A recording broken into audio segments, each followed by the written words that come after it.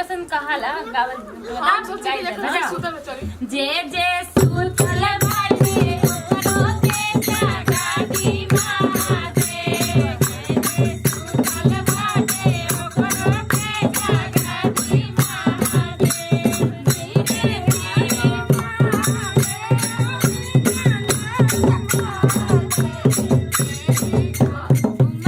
महादेव भोलेनाथ महादेव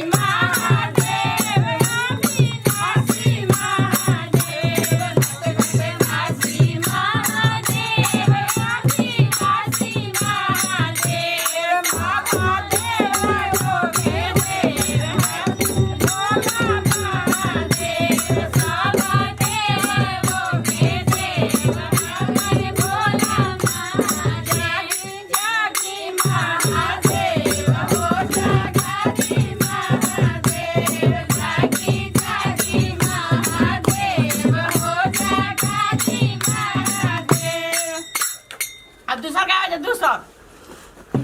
अरे यार ताना निर्भेद रहुआ सोईला महादेव सब धन वाले कइले चोर अरे यार निर्भेद रहुआ सोईला महादेव सब धन वाले कइले चोर अरे थाना बामे धनवा शिव के भाषा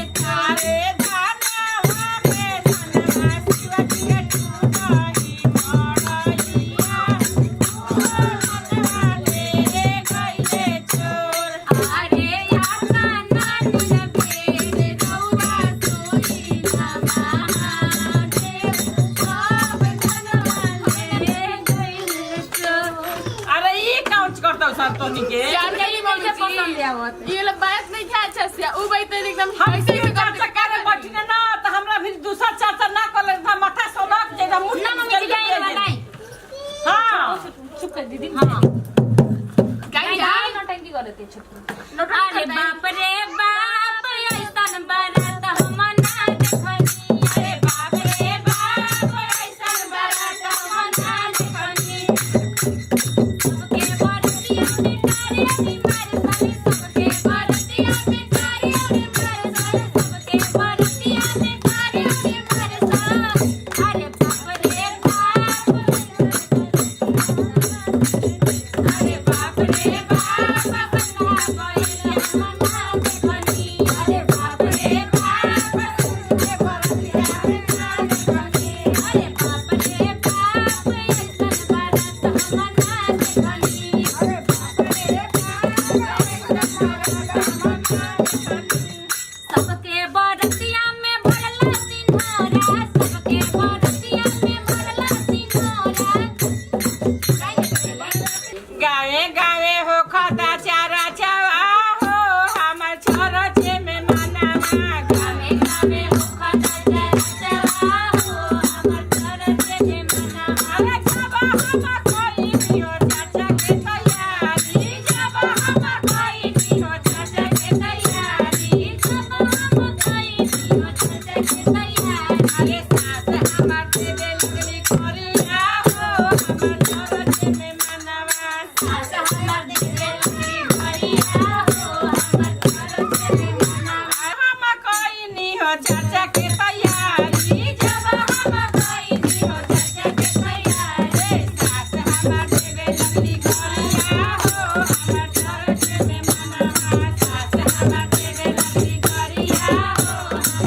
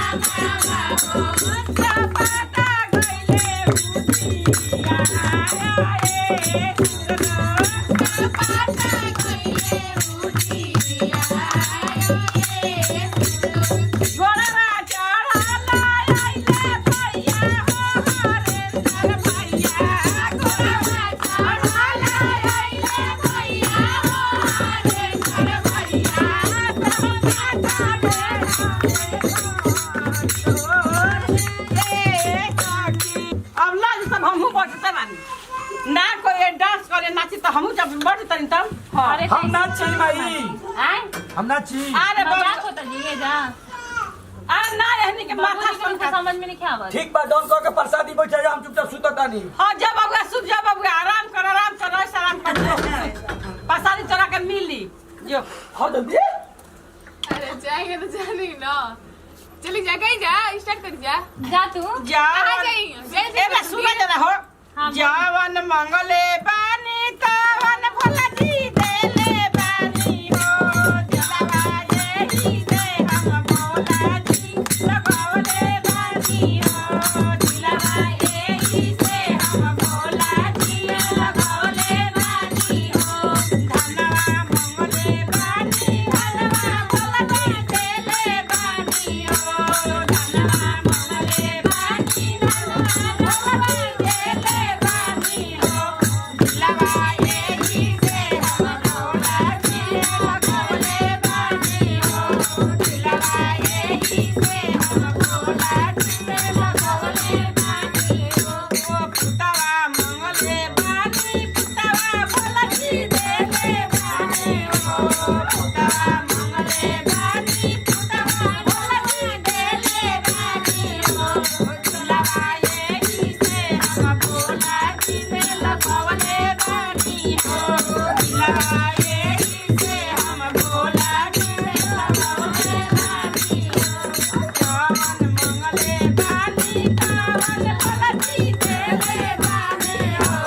जावन मंगले बानी तावन भला जी देले बानी हो दिलवा यही से हम बोला जी लगावले बानी हो दिलवा यही से हम बोला जी लगावले बानी हो हर गइले भंगिया लटक गइले डरिया नायने हमर भोला जी नगरिया नायने हमर भोला जी नगरिया